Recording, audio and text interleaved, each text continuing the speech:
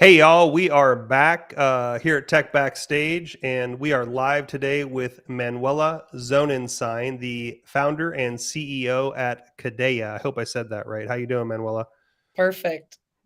Good stuff. Thanks for joining us today. I'm really excited to dive into this topic. I love it. There's some stuff personally that we're doing as a company that I'm proud of, and we can talk about that in a little bit. But it's definitely something that I think is at the forefront of a lot of people's mind. It's a controversial topic.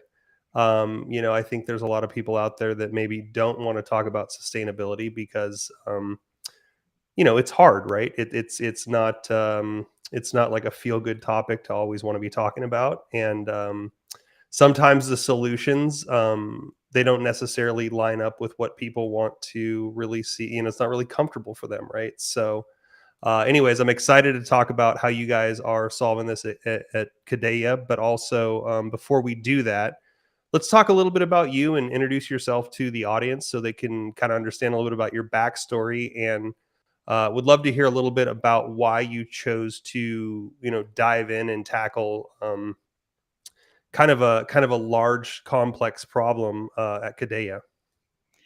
Yeah, absolutely. It's really great to be here. Thank you for having me and just excited to have this conversation. Exactly as you said, sustainability is that tough topic that nobody wants to talk about. That's why it's the S word, right? But it's Yep. sort of the elephant in the room that we all need to face and deal with and collaborate on. So, yeah, my background, I guess you could say I was sort of born to work on Paideia. I was born in Brazil. My parents were also immigrants to Brazil, and then we immigrated to the US when I was 7. So, like, just being scrappy and resourceful and frugal is kind of in my blood, you could say. So, we darned our socks and always bought secondhand clothes and reused our aluminum foil, and that was kind of a common thing when I was growing up in the 80s. um, and I remember my second grade science fair project was a bus that ran on garbage. So I just always hated waste. And this was before people were talking about climate change. And it wasn't about like saving fuzzy animals in the Amazon. For me, it was like just inefficient. It was wasted resource and it was bad system design, right? Why are we throwing away these materials that can still be reused and have their lifetimes extended? And I didn't really have the language for that until about 15 years ago. I had the opportunity to move to Beijing, China in 2007. And I got to report with Newsweek magazine out there. And the stories that were attracting me and what was really exciting being there at that time was the clean tech revolution. And that's all I wanted to write about, is like all the incredible new energy and renewable energy sources and the high speed train that China built in a couple of years. So that's what I was focused on. But I found myself gravitating more and more toward the solutions rather than just writing about it. And I always thought, well, if I cover the story and I write about it, people will change, they'll move towards sustainability. And fast forward to a few years ago where I was working at Palantir Technologies. It's a big data software company. I had moved back from China, had seen the environmental impact of 1.5 billion people doing the same thing at any time, right? Using a pair of used chopsticks or grabbing a bottle of plastic water. And I had that in the back of my head that sustainability wasn't convenient and it's not what you did when your country modernized. So here I was at Palantir, New York City, fancy software company, all the great perks of a tech company. And we were throwing away so many single use bottles and cans at the end of every day. And I just thought, well, how can I complain and worry about China when even here in my own little office, I can't do anything? And so I started working with the kitchen staff to launch a reusable water bottle program. Um, and it's really kind of that full circle of realizing, wait a second, there's this thing called a circular economy, which is starting to take hold in the environmental movement. And there's a way to do circular economy for beverages, for the container. And I was in New York walking by City Bike, every day. And I thought, well, we're sharing bikes. What would it take to share bottles? And so that was the starting point for Kadea. Cool. So you're hitting on something that maybe not everybody's familiar with, and maybe before we dive too much further into the topic, let's talk a little bit about what a circular economy is first, because I think even I probably have a couple questions. So, could you help define what a circular economy is for those listening in? Yeah, absolutely, and it's pretty intuitive. I think everyone will start seeing it around them pretty quickly. So, it's the idea that from the origin of a product, it should be designed with how it will ultimately get pulled back once it's not being used anymore, and then how it will get repurposed, and ideally upcycled, with greater value generated out of it and put back into the economy. To be specific, in Kadea's case, we have reusable bottles and they're digitally identifiable. They all have a QR code that's etched into the bottom of the bottle. So every bottle is completely unique. And to get a bottle out of our kiosk, a user needs to swipe a unique QR code. So it's really like City Bike in New York, or I'm in Chicago, Divvy Bikes, where the bottles are just going to stay in rotation forever. And we're going to get all this value out of it, which I can talk about later. But the idea is we've designed this business and the business model and the user experience, um, and all of the kind of benefits and value propositions around the fact that this bottle is a forever bottle and that it's a valuable asset. And so you start seeing that in different sectors. People in fashion are trying to think about, how do you have kind of like forever thread? Right. There's a company called Evernew, and they've designed a chemical process that can take back, either synthetic fiber or organic fiber, and basically melt it down, create like kind of a Wow. soup of this fiber, and then they restring it and they create totally new fiber out of it. And so it's innovations like that which are powering the circular economy, and it's really young, it's new. Ellen MacArthur Foundation is kind of the thought leader in this space, and then there's a great book called Cradle to Cradle, where you design products not to go from cradle to grave, right? Where you take a product, you buy it, you use it, and then you toss it, and then it's somewhere Yep. forever, right? Instead, it's designed to go from the cradle to use and then back to the cradle to be reused again. So that's the idea behind the circular economy. That's great, and fiber soup, I love that, that's great. This is I think it's really intriguing too, because I think one of the things when I think about sustainability, something that really had an impact on me was going back to, I'm gonna use, this one example, but I think there's a lot of different examples out there, but going back to the transition from like the original glass bottles into plastic bottles, right? And the beverage companies, I guess this is actually relevant to what we're talking about today, because you got like this is the same kind of problem that you're specifically solving, but they talked about even early on in the plastic revolution having identified that it was a problem. We're not talking about like 10 years ago. We're talking about like 50 years ago, or it's been a long time, and they actually realized early on that plastic in the environment was going to be an issue. And the way that the corporations looked at this is they put the recycling programs in place. And the reason they put the recycling programs in place was to basically shift the responsibility away from the corporations to the consumers. And I thought that was just such a cop out, in like it's like they're so responsible for making this material. They can't even be bothered to think about a better solution other than, well, as long as you get it in the blue bin, it's going to get back out there.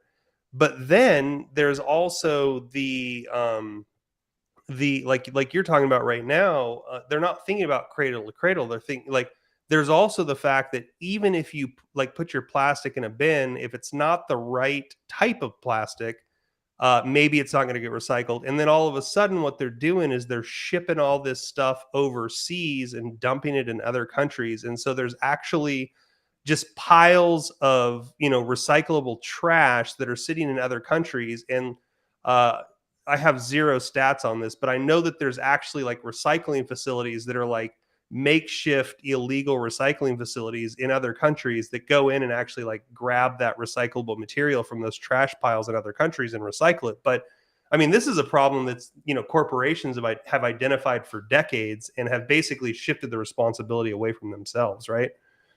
Yeah, you did an awesome job kind Thank of, you. yeah, summarizing what's happened over the last, 50, 60 years.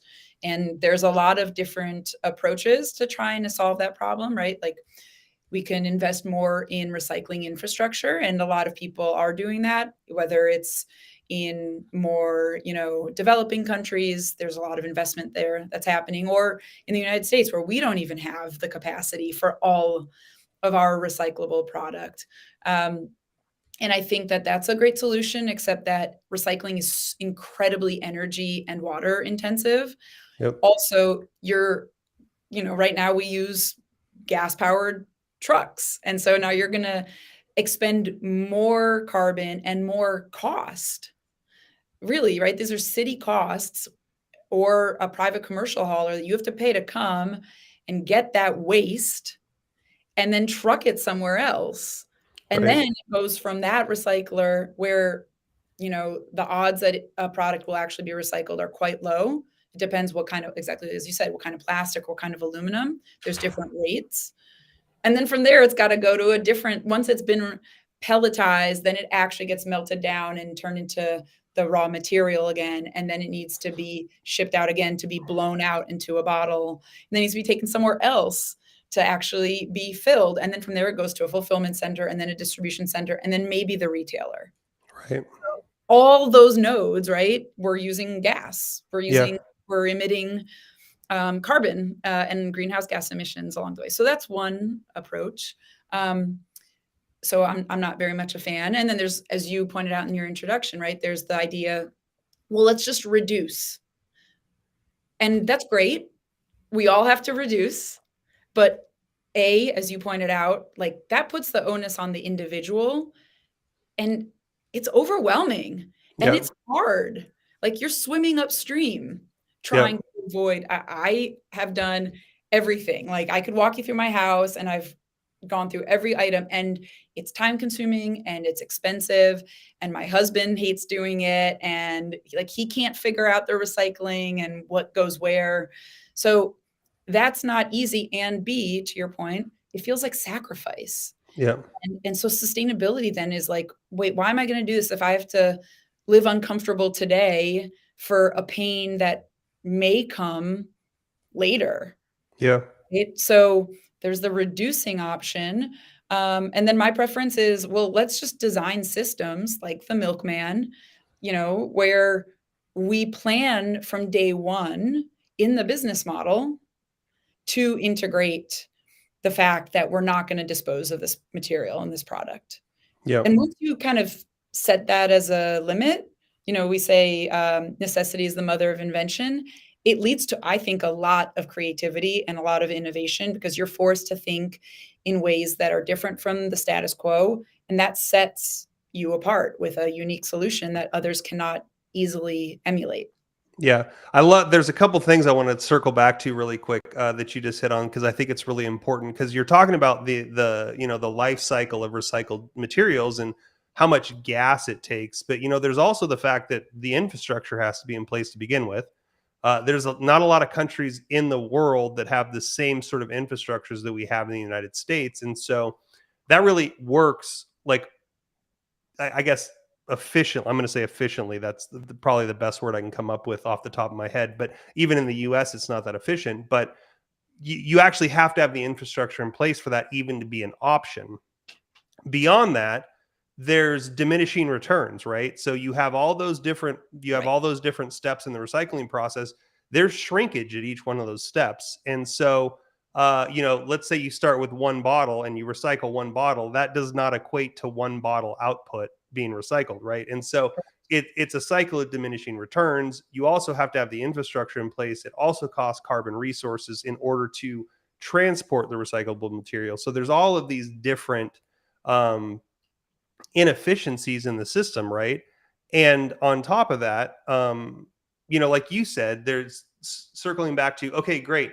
Let's pretend that everybody's going to be a zero waste household, right? Right. Which, like you said, is a pain in the butt. And the other thing is, the modern day economy, especially like grocery stores, for example, they're not set up for you to be a zero waste household. Everything comes in plastic containers. And Right. so now all of a sudden, what you have to do is if you want to be a zero waste household, you actually have to shift the entire way that you do things. And even down to like plastic bags versus, versus reusable bags.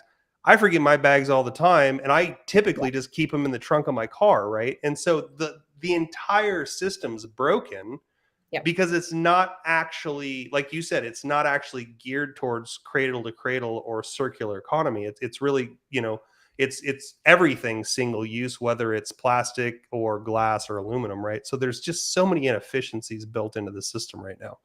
Yeah. 100%. I mean, I could spend hours and months, going into all the intricacies of everything you just highlighted. I will add, um, just to reinforce your point, in terms of shrinkage. So it's assumed that PET1, which is kind of that's the most common plastic. That's what we use in like a plastic water bottle. The way you can know is you can flip your container and there's going to be that little triangle with the three arrows, and there's a number in the middle, and that number tells you what material it is. And then the unfortunate thing of living in, like a kind of federated state-led system, not a centralized government. We have both, right? But recycling is not centralized. Recycling is defined by the municipality. So, like, literally, there's a situation where I was in business school in Cambridge, and if you cross the border into Somerville, it's a totally different recycling system. Yeah. So literally, you buy a bottle of water in a convenience store and then cross the street, and what that township will accept is completely different. So it's incredibly hard to keep track of, and even what the city tells you they do, they don't necessarily do. But to your point, just PET1, even in the best case scenario, it's clear material. It's going to be made again into new clear material. No gunk was left in it, no gum and no chewing tobacco. And the cap was returned with it. Everything is checklist perfect. That bottle, that material will only be able to be reused at most 6 times. It Yeah. degrades. Yeah. So it's a short-term kind of kicking the can down the road approach, and I think humans, and Americans, like, people get given short shrift. Americans know what's going on.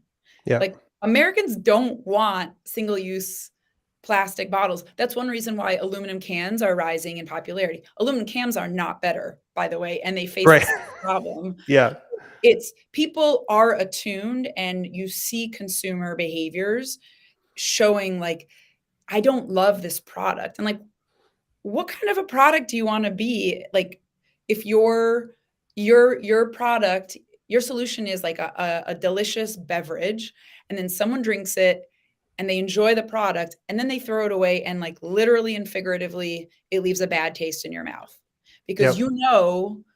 if you put it in the recycling bin, it's probably not going to get recycled. And even if it does, in the best case scenario, that's not going to contribute to a better longer term solution. Like, Americans are feeling this. It doesn't matter your class, your age, your educational level, where you live in the country, you see it Mhm. across the country. People are sick of single use, but Yeah.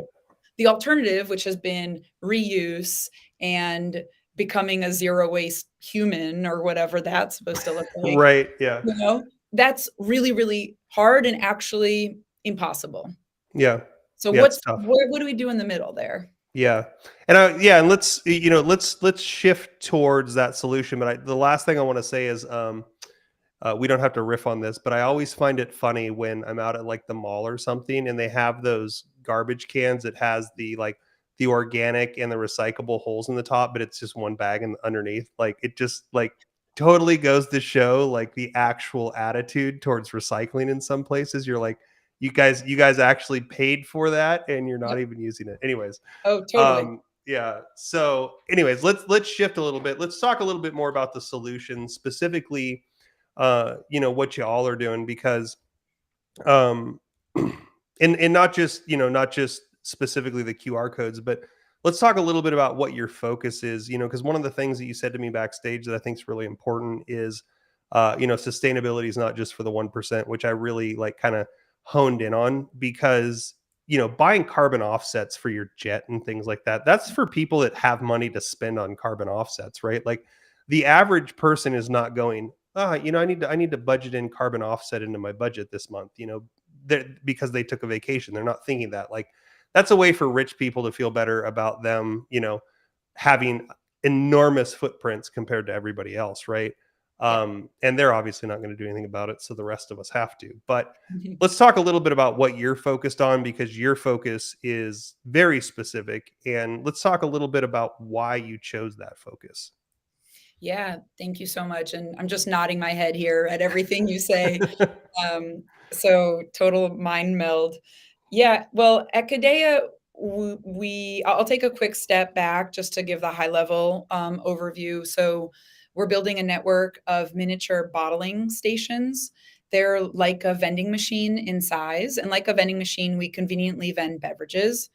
That's where the similarities end, because when you're done with your container, you return the bottle to any station in the network. And I'm happy to kind of double click into how we get people to return the bottles and how we've had 100% return rate with no Mhm. penalty or deposit.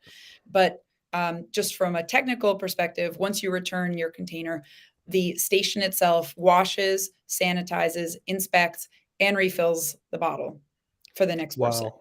So we're combining a bottling plant, right? What happens large scale, 1 million bottles an hour.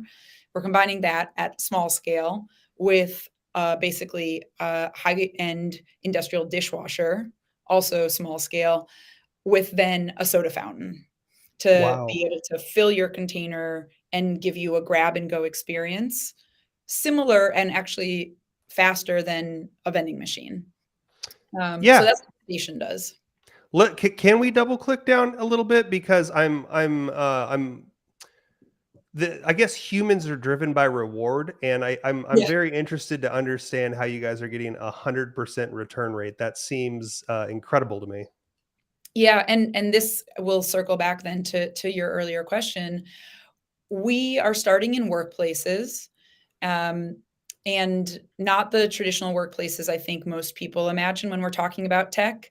We're focused on industrial workplaces. So think construction sites, manufacturing plants, refineries. But before going into why we chose that focus, just workplaces in general ended up being a great fit for a large number of reasons.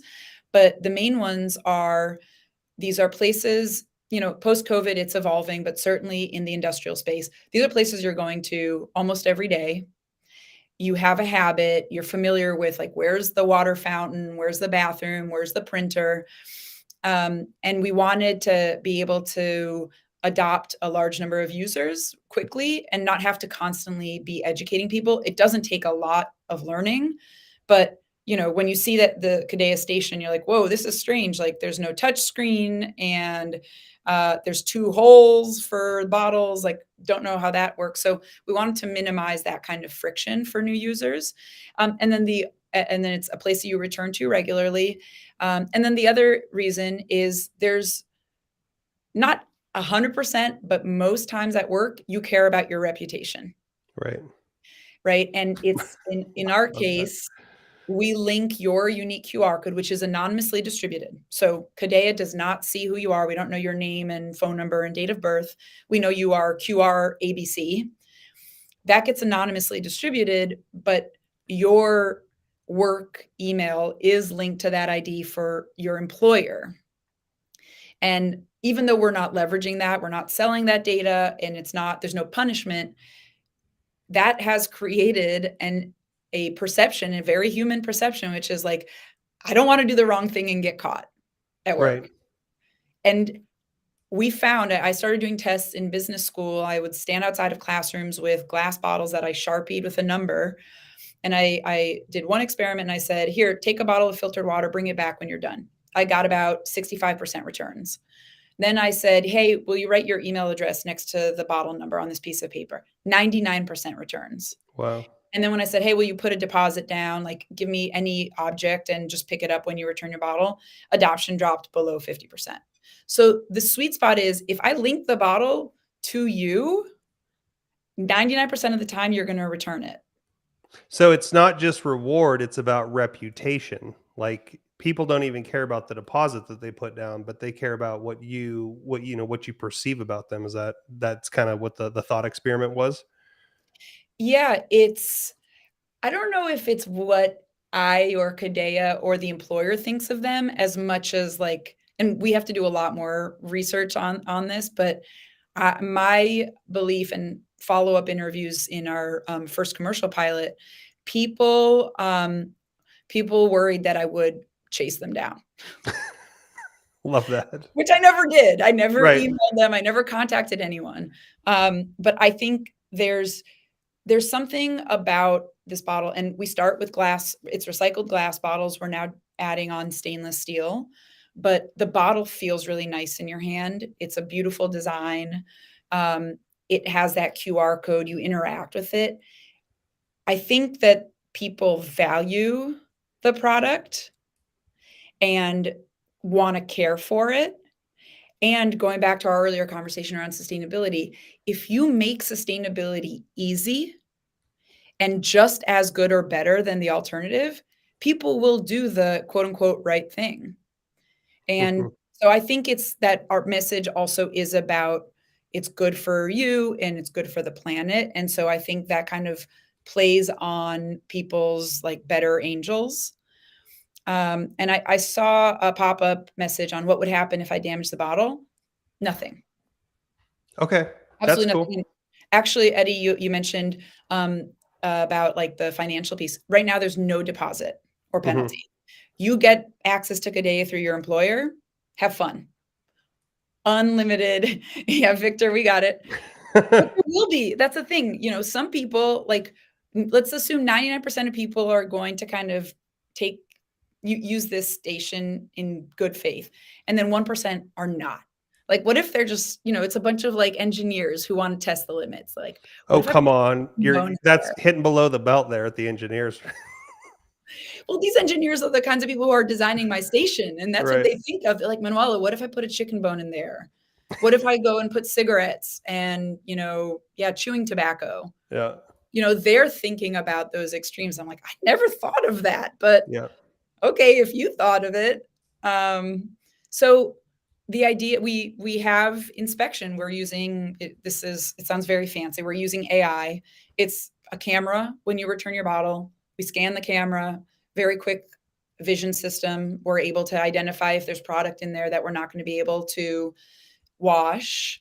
And you can go on about your day. At first, we're going to accept all the bottles. Over time, we'd like people, you interact with your smartphone. So over time, we'll give you a little nudge, say, hey, wait a second. We inspect the bottle, takes, a tenth of a second to inspect it. Hey, it has something in there. Would you mind, dumping it out? We're not ready to ask that of people because it's a new system. We need to understand the user experience.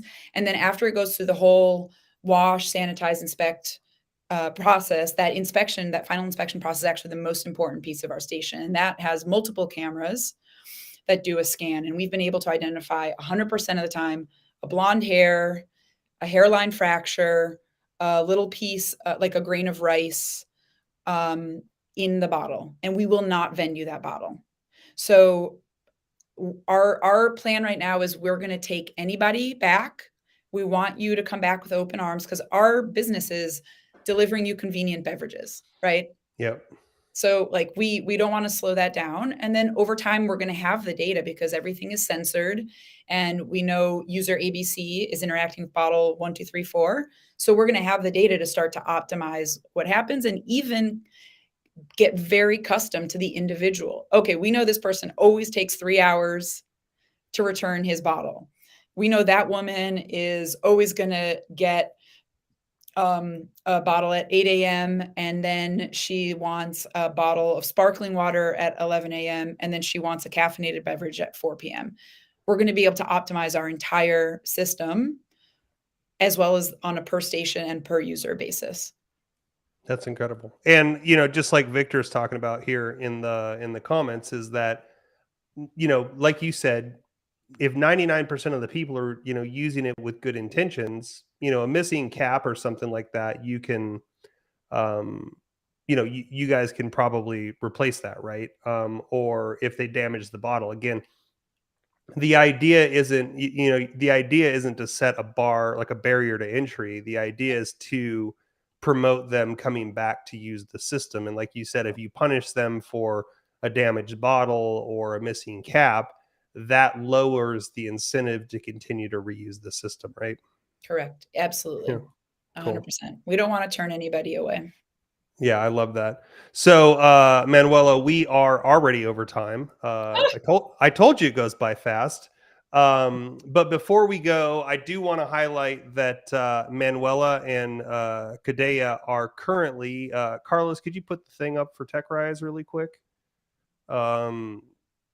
They are in a. You guys are like finalists, right? So right there, go vote for them at the right there, the Tech Rise, the finale competition. They are one of the finalists for that. So anybody listening in, please go vote for them. We would appreciate it. And Manuela, we appreciate you taking the time to talk to us today about sustainability. I love that, the new S word, and what y'all are doing. So thank you. And before we go, Carlos, do you got any announcements you want to make? Yes, of course, Eddie. And thank you, Manuela, for having been with us today. Let me just, before we go, announce that tomorrow, well, we have 3 more shows this week. Let me just, if I may get rid of this for now, but it'll be up there on the website, of course, forever. So Wednesday, tomorrow, we're going to be speaking with Daniel Curran, the CEO of Custex. Then on Thursday, we'll be speaking with Omar Soto from Development.